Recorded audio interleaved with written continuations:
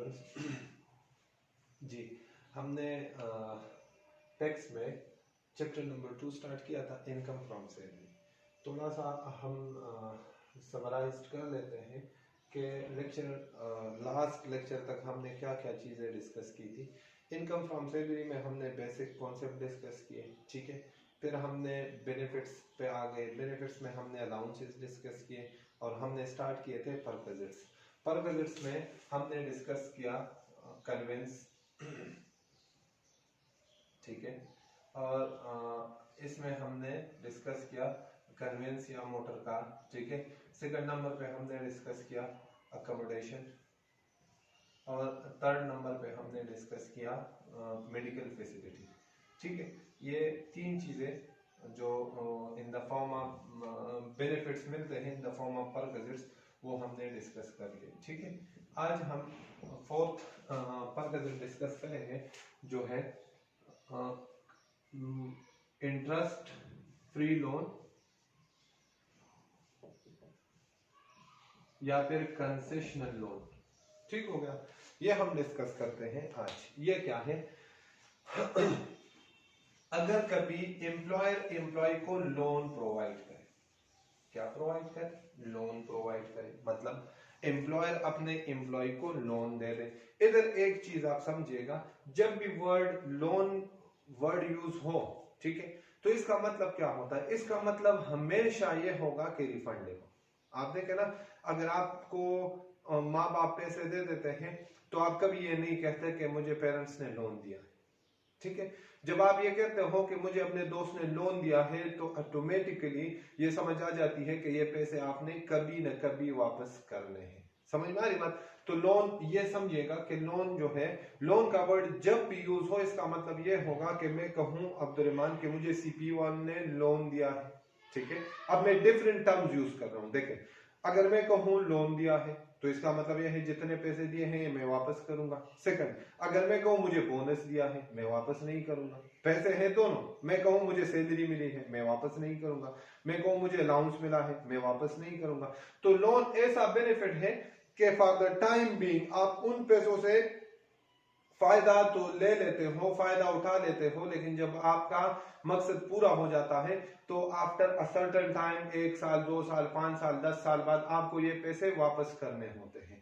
तो लोग कहता है कि अगर कभी इनकम टैक्स ऑर्डिनेंस बता रहा है, एक्सप्लेन कर रहा है कि कभी अगर एम्प्लॉयर एम्प्लॉय को लोन दे, फॉर एग्जांपल मुझे सीपी वाले 20 लाख रुपए लोन दे तो मुझे फायदा नहीं है। जाहिर सी बात है मुझे फायदा है। 20 लाख से मैं कोई बिजनेस स्टार्ट कर सकता हूं, मैं घर ले सकता हूं, मैं गाड़ी ले सकता हूं, मैं कोई प्लॉट ले सकता हूं, मतलब मैं अपनी जरूरत, तो ये फायदा है, ठीक है। हो सकता है वो 20 लाख फिर मैं 20 इंस्टॉलमेंट्स में वापस करूं, 1 लाख रुपए मैं हर महीने वापस कर दिया करूं, तो देखे मुझे फायदा है। तो लोग कहता है कि अगर कभी एम्प्लॉयर एम्प्लॉय को लोन प्रोवाइड करेगा तो ये बेनिफिट है, और ये बेनिफिट आप कैलकुलेट करोगे, इसका नाम होगा इंटरेस्ट बेनिफिट। और ये इंटरेस्ट बेनिफिट आपकी किसकी? एम्प्लॉय की इनकम फ्रॉम सैलरी में ऐड होगा, और इसका फार्मूला होगा loan amount multiply by benchmark rate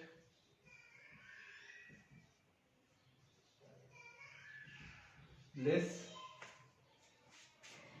interest charge by employer. जी, फार्मूले को समझिएगा।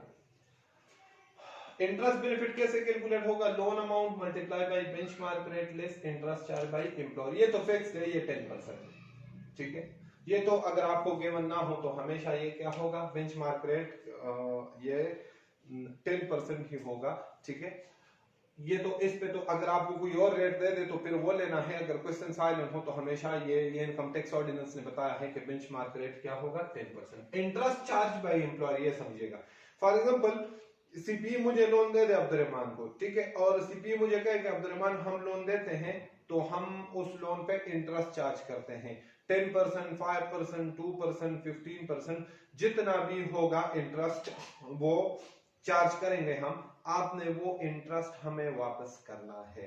तो इसका मतलब क्या हुआ? इस फार्मूले का मतलब क्या हुआ? इस फार्मूले का मतलब यह है आसान अल्फाज में कि इनकम टैक्स ऑर्डिनेंस कहता है कि जब कभी एम्प्लॉयर एम्प्लॉय को लोन दे दे, जब कभी एम्प्लॉयर एम्प्लॉय को लोन दे दे तो मेरे मुताबिक इस एम्प्लॉय को हर साल इस लोन का 10% फायदा मिलता है। ठीक है, अब लॉ कहता है कि 10% तो आपने मल्टीप्लाई कर दिया, लेकिन अगर ये एम्प्लॉय 10% अमाउंट तो टैक्सेबल सैलरी में ऐड हो जाएगा, लेकिन अगर ये एम्प्लॉय अपने एम्प्लॉयर को उस पे इंटरेस्ट पे कर रहा है तो उसको मिला के 10% होना चाहिए फायदा, उसको मिला के। मतलब फॉर एग्जांपल लॉ कहता है, समझिएगा समझिएगा, सीपी ने मुझे लोन दे दिया और सीपी ने कहा कि अब्दुर्रहमान हम आपसे इस पे 6% इंटरेस्ट चार्ज करेंगे। ये 6% इंटरेस्ट लोन के ऊपर मैं किसको पे करूंगा? सीपी को। ठीक हो गया। मैंने कहा aggregate benefit income tax ordinance के मुताबिक इस लोन से अब्दुर्रहमान को कितना हो रहा है? 10%। देखिए 10% बेनिफिट मुझे मिल रहा था, 10% में 6% मैंने पे कर दिया सीपी को। इधर 6% पुट करें, इधर क्या था? 10%। 10% माइनस 6% कितना बचा? 4%। लॉ कहता है 4% आपकी इनकम फ्रॉम सैलरी, तो 4% इनकम फ्रॉम सैलरी और 6% मैंने एम्प्लॉयर को पे कर दिया। एग्रीगेट बेनिफिट मेरा कितना? 10%। ठीक हो गया। तो ये फार्मूला है, आपने इसके मुताबिक करना है। ठीक हो गया। इसको मैं थोड़ा सा और कर लेता हूं। अगर कभी फॉर एग्जांपल पहला केस, अगर लोन अमाउंट हो for example 15 lakh, case 1 by 1 के पहला केस के सीपीयू जो है अब्दुर्रहमान को 15 लाख लोन दिया है और सीपीयू उस पे चार्ज कर रहा है 5% इंटरेस्ट। सीपी मुझसे चार्ज, मैंने सीपी को 15 लाख पे सीपी को इंटरेस्ट पे करना है, तो मेरी इनकम फ्रॉम सैलरी में इंटरेस्ट बेनिफिट कितना ऐड होगा? तो फार्मूला बताया था 10%, एम्प्लॉयर कितना चार्ज कर रहा है? 5%। ठीक हो गया। तो 1.5 मिलियन का 5% ले रही है मेरी इनकम फ्रॉम सैलरी। ठीक हो गया। सेकंड केस, अगर सीपी फॉर एग्जांपल मुझसे 10% चार्ज कर रहा है, तो 10% ये पहला केस हुआ, 10% अगर चार्ज कर रहा है तो 1.5 मिलियन, 10% माइनस 10%। मैंने आपको कहा था एग्रीगेट बेनिफिट कितना होता है? 10% ऑर्डिनेंस के मुताबिक, और मैं सीपी को कितना पे कर रहा हूं? 10%। तो मेरी इनकम फ्रॉम सैलरी में कितना ऐड होगा? मतलब क्या हुआ कि अगर इंटरेस्ट चार्ज बाय एम्प्लॉयर 10% या इससे ज्यादा हो तो फिर आपकी इनकम फ्रॉम सैलरी में कुछ भी ऐड नहीं होगा। क्लियर? अगर इंटरेस्ट चार्ज बाय एम्प्लॉयर का रेट ये वाला, ये 10% या इससे ज्यादा हो तो एम्प्लॉयर को तो हम इंटरेस्ट पे कर रहे हैं, उसका तो सैलरी के साथ कोई लेना देना नहीं, लेकिन हमारी इनकम फ्रॉम सैलरी जो हम पढ़ रहे हैं हेड ऑफ इनकम, उसमें कोई भी इंटरेस्ट बेनिफिट हमारा ऐड नहीं होगा जी। कुछ एक्सेप्शंस है। लॉ कहता है इन केसेस में लोन की कोई ट्रीटमेंट नहीं करती। वो एक्सेप्शंस कौन से हैं जिसमें लोन एग्जेम्प्ट होता है फ्रॉम टैक्स? आपने लोन की कोई ट्रीटमेंट नहीं करनी, इन केसेस में लोन की कोई ट्रीटमेंट नहीं करनी, एक्सेप्शंस है। वो एक्सेप्शंस कौन से हैं? लॉ कहता है पहला exception, if loan amount is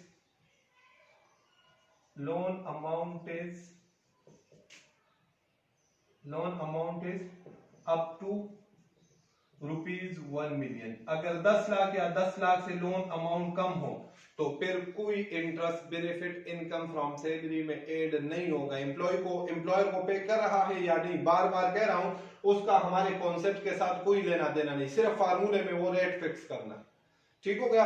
उस अमाउंट का हमारी इनकम फ्रॉम सैलरी में या टैक्स में भी कहीं पे भी वो उसकी कोई ट्रीटमेंट नहीं है जो एम्प्लॉयर को आप इंटरेस्ट पे कर रहे हो। हमने एम्प्लॉयर वाला ने हम फार्मूले के मुताबिक लोग कहता है अगर लोन अमाउंट 10 लाख या 10 लाख से कम हो, एम्प्लॉयर अगर सीपी अब्दुर्रहमान को 10 लाख लोन दे दे, 8 लाख दे दे, 9 लाख दे दे, 5 लाख दे दे, 4 लाख ले दे, 10 लाख या 10 लाख से कम हो, एग्जैक्ट 10 लाख 20 में आएगा, एग्जैक्ट 10 लाख दे दे, 9 लाख दे दे, 8 लाख दे दे, तो लोन अमाउंट की कोई टैक्स ट्रीटमेंट नहीं होगी, एग्जेम्प्ट होगी। आप अपने इनकम फ्रॉम सैलरी में कोई भी चीज ऐड नहीं करोगे। ठीक हो गया। तो मतलब क्या हुआ कि अगर लोन अमाउंट 10 लाख 1 रुपए हो जाए, 10 लाख 50 हो जाए, 10 लाख 11 लाख हो जाए 12 लाख, तो फिर वो वाला फार्मूला। लेकिन फिर ये नहीं कि 10 लाख के ऊपर जो अमाउंट है इंटरेस्ट, आप इंटरेस्ट बेनिफिट आप सिर्फ उसका कैलकुलेट करोगे, फिर जीरो से स्टार्ट करोगे। जैसे मैंने पहले एग्जांपल में ले लिया 15 लाख, तो 10 लाख तो एग्जाम्प्ट है, मैंने 5 लाख पे इंटरेस्ट चार्ज नहीं किया, मैंने पूरे 15 लाख पे। अगर 10 लाख से बढ़ जाए फिर पूरे अमाउंट पे वो वाला फार्मूला लगेगा। क्लियर जी। सेकंड है, लॉ कहता है इफ इंटरेस्ट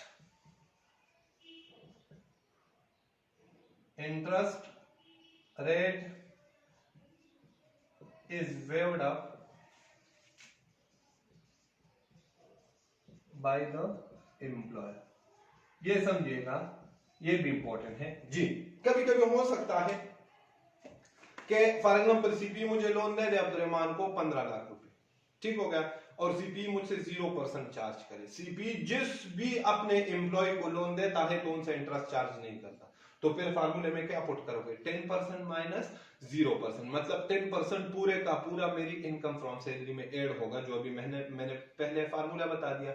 लॉ कहता है एक्सेप्शन कहां है, इधर बच्चे कंफ्यूज हो जाते हैं, जब इंटरेस्ट माफ करेगा, क्या करेगा, interest rate is waived up by the employer. जब एम्प्लॉयर इंटरेस्ट माफ करेगा, इसका मतलब क्या है, इसका मतलब यह है कि एम्प्लॉयर जो है सीपी, वो बाकी जितने भी एम्प्लॉयज को लोन देता है उनसे इंटरेस्ट चार्ज करता है। Abdurrahman is exception. अब्दुर्रहमान को जब लोन दिया तो अब्दुर्रहमान को उन्होंने इंटरेस्ट माफ कर दिया, सिर्फ अब्दुर्रहमान को माफ करेगा तो ये काम बनेगा, ठीक है। और उसकी कोई भी रीजन हो सकती है, फॉर एग्जांपल आज से 5 साल पहले सीपी को पैसों की जरूरत थी, मैंने उनको लोन दिया था और मैंने इंटरेस्ट चार्ज नहीं किया था, आज मुझे पैसों की जरूरत पड़ गई तो सीपी से मैंने लोन ले लिया। सीपी को वो बात याद थी यार कि इन्होंने मुझे लोन दिया था कभी 5 साल पहले, तो इन्होंने तो मुझसे इंटरेस्ट चार्ज नहीं किया था, मैं करूंगा तो बुरी बात है, मैं भी चार्ज नहीं करता। किसी और एम्प्लॉय को देता है तो उससे इंटरेस्ट चार्ज करता है। तो लॉ कहता है फिर भी आपने कुछ भी नहीं करना अगर एम्प्लॉयर इंटरेस्ट माफ कर दे किसी एक एम्प्लॉय, जो आप जिसकी इनकम, अगर आपको कहे अब्दुर्रहमान की इनकम फ्रॉम सैलरी और आपको ये स्टेटमेंट दे रहे कि सीपी ने अब्दुर्रहमान को 20 लाख रुपए दिया है लोन, और सीपी ने अब्दुर्रहमान को लोन पे इंटरेस्ट माफ कर दिया, वेव्ड अप का वर्ड यूज हो, समझ में आ रही बात, तो फिर कुछ भी इंटरेस्ट बेनिफिट मेरी इनकम फ्रॉम सैलरी में ऐड नहीं होगा। लॉ कहता है फिर लोन अमाउंट क्या है, एग्जेम्प्ट। लेकिन अगर ये कहे कि CP charge from his employees, from his all employees 0% interest on loan given, तो फिर ये नहीं होगा, फिर फार्मूले में 10% और इंटरेस्ट चार्ज की जगह कितना जाएगा, 0%, मतलब 10% पे इंटरेस्ट बेनिफिट ऐड होगा। क्वेश्चंस आप करोगे इंशाल्लाह आपको समझ आ जाएगी। क्लियर। इसमें एक और कॉन्सेप्ट है जो अभी मैं पढ़ाने की कोशिश कर रहा हूं, लेकिन ये आपको समझ आएगी इंशाल्लाह इनकम फ्रॉम बिजनेस में। खैर मैं थोड़ा सा आइडिया दे देता हूं आपको, तो आपको यह है कि आप क्वेश्चन करें तो आपको कंफ्यूजन ना, ठीक हो गया। लॉ कहता है कि कभी अगर एम्प्लॉय, ये रिलेशनशिप याद रखिएगा, बैंक से नहीं, अब्दुर्रहमान बैंक से लोन ले तो बैंक मेरा एम्प्लॉयर नहीं है, मेरा एम्प्लॉयर सीपी है, ठीक है। अगर कभी एम्प्लॉय अपने एम्प्लॉयर से लोन ले ले, लोन रेज्ड बाय एम्प्लॉय, और एम्प्लॉय इस लोन अमाउंट को, जो लोन लिया था अपने एम्प्लॉयर से, उससे क्या करे, बिजनेस शुरू करे, इन्वेस्ट करे इन बिजनेस। तो आगे इंशाल्लाह हमारा हेड ऑफ इनकम है इनकम फ्रॉम बिजनेस, उसका मैं थोड़ा सा आपको बेसिक्स बता देता हूं, वैसे उधर जाके हम डिटेल में पढ़ेंगे, मैं इधर समझाने की कोशिश कर रहा हूं, अगर समझ आ गई तो ठीक, ना ही तो परेशान नहीं होना, इंशाल्लाह आगे डिटेल में पढ़ेंगे। लोग कहता है फॉर एग्जांपल ये एम्प्लॉय ने बिजनेस में इन्वेस्ट किया और इस बिजनेस से पहले साल उसने इनकम अर्न किया फॉर एग्जांपल 5 लाख रुपए, कितना, 5 लाख। ये एक ही साल, जिस ईयर में लोन दिया उस ईयर में इन्वेस्ट किया, सेम ईयर है, फॉर एग्जांपल टैक्स ईयर 2020 में ये काम हो रहे दोनों, लोन भी टैक्स ईयर 2020 में दिया, बिजनेस में इन्वेस्ट भी टैक्स ईयर 2020 में किया। अब इनकम फ्रॉम बिजनेस उसकी आ गई 5 लाख, तो लॉ कहता है इनकम टैक्स ऑर्डिनेंस कि इस बिजनेस को शुरू करने के लिए, आसान अल्फाज में इस इनकम को अर्न करने के लिए आपने जितने भी एक्सपेंसेस किए हैं वो लिस्ट कर दो, वो इस इनकम में क्या कर दे, लेस कर दे। फॉर एग्जांपल मैं एक एक्सपेंस लेस करूंगा, इंटरेस्ट, क्योंकि इस लोन पे मैं क्या कर रहा हूं। और फॉर एग्जांपल सॉरी इधर मैं भूल गया था, एम्प्लॉय जो है इस पे इंटरेस्ट पे कर रहा है फॉर एग्जांपल 8%। एम्प्लॉयर को कितना इंटरेस्ट पे कर रहा है, 8%। तो अब दो ट्रीटमेंट होगी, इस एम्प्लॉय की एक अमाउंट जाएगी इनकम फ्रॉम सैलरी में, और वो क्या कहलाएंगे हम, interest benefit. Income from salary में कितना अमाउंट जाएगा, इंटरेस्ट बेनिफिट। फॉर एग्जांपल ये अमाउंट जो लोन अमाउंट लिया था ये है 20 लाख रुपए, 2 मिलियन। तो हमने फार्मूले में अभी पढ़ा कि इनकम फ्रॉम सैलरी में इंटरेस्ट बेनिफिट कितना जाएगा, loan amount multiply by benchmark rate less interest charge by the, मतलब 2%। 2% कहां पे जाएगा, जो भी अमाउंट आ जाएगी वो क्या होगी, income from salary.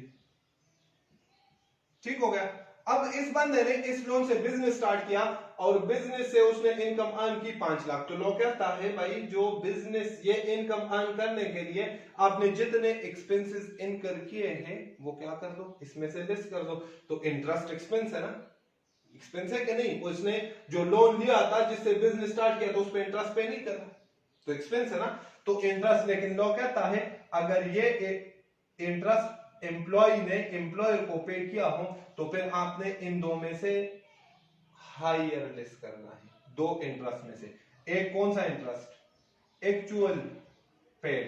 Actual paid कितना है rate, 8%, or benchmark rate, benchmark rate कितना है 10%। तो लॉ कहता है दोनों में हायर कौन सा है, 10%।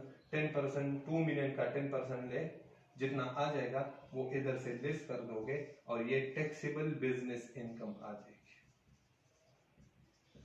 मतलब बिजनेस इनकम हमने कैलकुलेट नहीं करना, उस पे हमारा कंप्लीट टॉपिक है, हम इंशाल्लाह जाके डिटेल में देखेंगे। सिर्फ इंटरेस्ट के, अगर एम्प्लॉय ने एम्प्लॉयर से इंटरेस्ट लोन लिया हो और उस पे इंटरेस्ट पे कर रहा हो और वो लोन बिजनेस में इन्वेस्ट कर दे तो फिर इंटरेस्ट कितना लेस करेगा, हायर।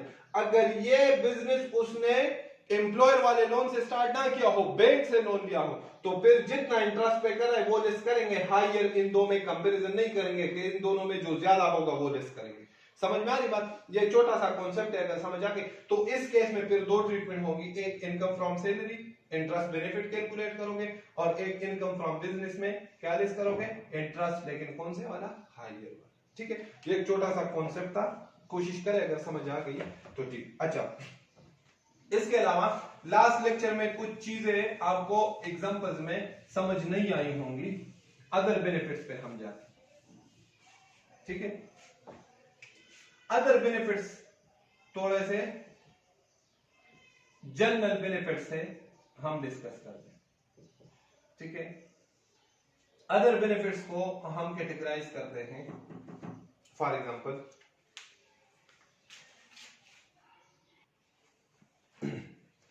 जी, तो अदर बेनिफिट्स में क्या क्या चीजें हैं। अदर बेनिफिट्स में एक तो ये आता है कि अगर एम्प्लॉयर एम्प्लॉय की जगह पेमेंट कर दे। अदर परक्विजिट जो क्वेश्चंस आपको दिए थे उसमें आया होगा, जैसे कि फॉर एग्जांपल सीबी वाले मुझे कहे कि अब्दुर्रहमान आपके बिजली के बिल जितने भी होंगे वो हम पे करेंगे। ठीक हो गया, बेनिफिट है। मेरी income from salary, for example मेरे महीने के यूटिलिटी बिल्स जो है, बिजली के बिल, पानी के बिल, ठीक है, और इसी तरह गैस के, ठीक है, ये सारे क्या हो गए मेरी जगह। मेरा एम्प्लॉयर, तो मैंने कहा था ऑन बिहाफ, याद है, ये मेरी इनकम फ्रॉम सैलरी होगी, जितने भी बिल्स होंगे। एक तो ये तरीका हो सकता है, मेरे ड्राइवर को सैलरी पे कर दे, ठीक है, मेरे घर के सिक्योरिटी गार्ड को सैलरी पे कर दे, मेरा जो घर में कोई और कुक है उसको सैलरी पे कर दे। ठीक है, तो ये सारी क्या है, मेरी इनकम फ्रॉम सैलरी, क्योंकि एनी काइंड ऑफ बेनिफिट। एक तरीका यह होता है कि एम्प्लॉयर का है कि अब्दुर्रहमान आपके जो यूटिलिटी बिल्स है वो हम पे करेंगे, जितने भी हुए पर मंथ। ठीक हो गया, फॉर एग्जांपल वो पर मंथ है 10,000 और महीने के बनते हैं 12 महीनों पूरे साल के बनते हैं 1,20,000। तो एम्प्लॉयर ने पेमेंट कितनी की, एम्प्लॉयर ने पेमेंट की 1,20,000 रुपए, समझिएगा। और एम्प्लॉयर मेरे साथ कॉन्ट्रैक्ट में हो कि हम पे करेंगे जितना भी हो, फॉर एग्जाम्पल वो पूरे साल के 1,20,000 पे, लेकिन हम आपकी सैलरी से डिडक्ट करेंगे 5,000 पर मंथ इनके अगेंस्ट, ठीक हो गया। तो इसमें हम लिस्ट करेंगे, list amount paid by employee. आपने क्या चीज फाइंड करनी है, अमाउंट पेड बाय एम्प्लॉय, ये फार्मूला है। आपने क्या चीज फाइंड करनी है, 5,000 पर मंथ, तो कितना मैंने पे किया होगा, मेरी सैलरी से कितना 60,000। आपने फाइंड करना है नेट बेनिफिट के एम्प्लॉय को नेट बेनिफिट कितना मिला, नेट बेनिफिट मुझे कितना मिला 60,000, ये मेरी इनकम फ्रॉम सैलरी में ऐड होगा। ये क्वेश्चंस गिवन है, क्वेश्चन में ये चीजें गिवन थी तो इस पे कंफ्यूज नहीं होना। ये फार्मूला है, employer payment by employer less amount paid by the employee, employee ने जितना पे किया है वो जो नेट बेनिफिट है वो मेरी इनकम फ्रॉम सैलरी, ठीक हो गया। इसी तरह अदर बेनिफिट्स में अगर हम एसेट्स को डिस्कस कर ले तो एसेट्स यहां पे इनकम टैक्स में इनकम फ्रॉम सैलरी के पॉइंट ऑफ व्यू से जब एम्प्लॉयर एम्प्लॉय को एसेट देता है तो या तो यूज के लिए देता है या फिर वो एसेट ट्रांसफर करता है। यूज के लिए क्या क्या हो सकता है, यूज के लिए कार हो सकता है, घर हो सकता है, अकोमोडेशन जो हमने पढ़ा, ठीक है। लोन अमाउंट पैसे भी हो सकते हैं, फिर वापस करने होंगे, ठीक है। ये तो है वो एसेट जिसके लिए प्रोविजंस इनकम टैक्स ऑर्डिनेंस में गिवन है। एक इसको हम कैटेगराइज करें, provisions given under the income tax ordinance, और एक ये है कि जिसके लिए कोई प्रोविजन नहीं है, जिसमें इसमें आ गया कार एंड अकोमोडेशन एटसेट्रा, ठीक है, जो हमने परकजेट्स में पढ़ लिए। Without provision, for example employer employee को एसी दे दे, फ्रिज दे दे, तो फिर क्या करो, यूज के लिए कि जब तक आप मेरे एम्प्लॉय हो ये यूज करो, जब आप मेरे एम्प्लॉय नहीं होंगे ये चीजें मुझे वापस करनी है। तो फिर लॉ कहता है कि हर टैक्स ईयर में, सिंगल टैक्स ईयर में, क्योंकि हम income from salary single tax year की कैलकुलेट करेंगे, हम टैक्सेबल इनकम हर साल अलग अलग टैक्स ईयर की कैलकुलेट करते हैं। तो टैक्स ईयर, जिस टैक्स ईयर को आपको डेटा गिवन हो के फ्रिज दिया है, तो उस टैक्स ईयर का इस फ्रिज के ऊपर जो टैक्स डिप्रिसिएशन है रेट आपको गिवन होगा। अगर गिवन ना हो तो इनकम फ्रॉम बिजनेस में हम टैक्स रेट्स पढ़ लेंगे डिप्रिसिएशन के डिप्रिसिएशन टैक्स रेट्स क्या है, उसके मुताबिक आपने इस फ्रिज, इस एसी, इस फर्नीचर के ऊपर डिप्रिसिएशन कैलकुलेट करना। टैक्स ईयर 2020 जिस ईयर का हो, अगर पूरे साल का हो तो पूरे साल का टैक्स डिप्रिसिएशन कैलकुलेट करना है, अगर 6 मंथ्स का हो तो 6 मंथ्स का, 8 मंथ्स का हो वो आपको पता है 8/12, 6/12, जब टाइम प्रोपोर्शन आप कर सकते हो। तो टैक्स डिप्रिसिएशन जितना भी इस टैक्स ईयर का होगा 2020, ये उस एम्प्लॉय की इनकम फ्रॉम सैलरी होगी। लोग कहता है कि ये बेनिफिट है, ये टैक्स डिप्रिसिएशन। कैसे बेनिफिट है, फॉर एग्जांपल मैं आपको एग्जांपल देता हूं। मुझे एम्प्लॉयर ने एसी दे दिया जिसकी आज कीमत थी, उन्होंने परचेस किया 1 लाख रुपए का, ठीक है। फॉर एग्जांपल टैक्स रेट है 10% डिप्रिसिएशन का, मैं एग्जांपल दे रहा हूं, वो आपको देंगे। अगर नहीं देंगे तो इनकम फ्रॉम बिजनेस में हम पढ़ लेंगे कि एसी और इन चीजों की टैक्स डिप्रिसिएशन रेट क्या होगी। फॉर एग्जांपल टैक्स डिप्रिसिएशन है 10%। मुझे ये एसी मिला 1 जुलाई 2019 को, मतलब ईयर के पहले दिन, स्टार्ट के ईयर के पहले ही दिन स्टार्ट में। तो 30 जून 2020 तक मैं यूज कर रहा था, ठीक है, मेरे पास था। 1 जुलाई 2021 मतलब 1 साल यूज करने के बाद टैक्स ईयर 2021 में, टैक्स ईयर 2020 में मैंने यूज किया tax year 2020। For example 30 June 2020 year के आखिरी दिन, उसकी वैल्यू क्या बच जाएगी, cost less accumulated depreciation is equal to WDV। तो WDV क्या होगी 90,000। मतलब ये वैल्यू क्या थी जब मुझे दे रहे थे लाख, आज वैल्यू क्या है, बुक वैल्यू क्या है 90,000। ये 90,000 किसकी वजह से, यूज की वजह से। यूज किसने किया, अब्दुर्रहमान। लॉ कहता है जितना आपने इसको यूज किया, डिप्रिसिएट किया, ये आपका बेनिफिट है, आपने इस एसी से इतना बेनिफिट उठाया है, तो वो बेनिफिट आपकी क्या होगी, इनकम फ्रॉम सैलरी, क्योंकि ये आपको कहां से मिला है, एम्प्लॉयर से मिला। ठीक हो गया, any kind of benefit from the employer. याद है पहले दिन वाला स्टेटमेंट मैंने कहा था, वो समझिएगा वो स्टेटमेंट, जिंदगी आसान हो जाएगी। क्लियर? अच्छा, अब ऐसे एसेट से जो ट्रांसफर हो जाए तो ये बहुत आसान है। इसके लिए आपने देखना है WDV, सॉरी WDV नहीं, fair market value of the asset. ठीक है, फार्मूला क्या है, fair market value of the asset less अगर एम्प्लॉय ने कोई पेमेंट की, अमाउंट पेड बाय एम्प्लॉय, वो लेस कर दोगे, आपके पास क्या आ जाएगा, नेट बेनिफिट। ये नेट बेनिफिट जो होगा ये आपकी क्या होगी, एम्प्लॉय की क्या होगी, income from sale. For example employer के पास एक गाड़ी है जिसकी कीमत है फेयर मार्केट वैल्यू, अगर वो मार्केट में सेल करना चाहे तो 1 मिलियन। एम्प्लॉय को कहे यार आप मेरे एम्प्लॉय हो, ये गाड़ी तो वैसे है 10 लाख रुपए की, मैं आपको ये दे देता हूं 7 लाख रुपए की, आप मुझे 7 लाख दे दे। तो एम्प्लॉय ने पेमेंट कितनी की, 7 लाख। नेट बेनिफिट कितना आया, 3 लाख। ये 3 लाख जो है ये उस एम्प्लॉय की income from salary, any kind of benefit, फिर वही स्टेटमेंट। क्लियर? तो अब जो है आप ये चीजें रीडिंग कर लो, इसमें याद करने वाली अभी कोई चीज नहीं है, रूल्स आपको याद होने चाहिए। ठीक है, मेरे ख्याल में हमने दिया था एग्जांपल 5 हो गया था, 6 भी हो गया था, 7 भी हो गया था। ठीक है, 8 आप कर लोगे, अगर नहीं हुआ 9। ठीक है, अब आगे तक आप करोगे 10, एग्जाम्पल नंबर 11।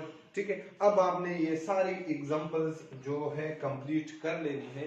किसी भी किस्म का कोई क्वेश्चन हो, सोल्यूशन गिवन है, मैंने तो रिव्यू किया है, कोई मुझे सच गलती नजर नहीं आई, लेकिन अगर फिगर्स में या टैक्स रेट्स में इस तरह कोई हो तो आपने कंफ्यूज नहीं होना, मेरा नंबर आपके पास है, मेरे साथ डिस्कस कर सकते हो। अच्छा, ये जो क्वेश्चंस गिवन है ना, ये पास पेपर से उठाए हुए हैं, तो आप जो है पास पेपर का एक छोटा सा पार्ट होता है, हमने इधर उसको जिस कॉन्सेप्ट के साथ है एग्जाम्पल बना दिया है।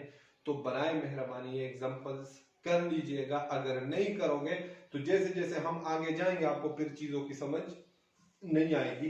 ये एग्जाम्पल सारे जो 11 एग्जाम्पल्स है, ये आपके रजिस्टर, एक अलग से रजिस्टर ले लें टेक्स्ट के लिए, और उस पे ये एग्जाम्पल सॉल्व करते रहें, लेक्चर भी नोट करते रहें। ठीक है, लेक्चर ये नहीं कि मेरे पास वीडियो पड़ी है, मैं भी ये वीडियो फ्यूचर में फिर अवेलेबल ना हो तो फिर क्या करोगे जब आप रिवीजन करोगे। ठीक है, तो बराए मेहरबानी ये लेक्चर वीडियो से अपने साथ जो है नोटबुक पे नोट कर लिया। ओके जी, अल्लाह।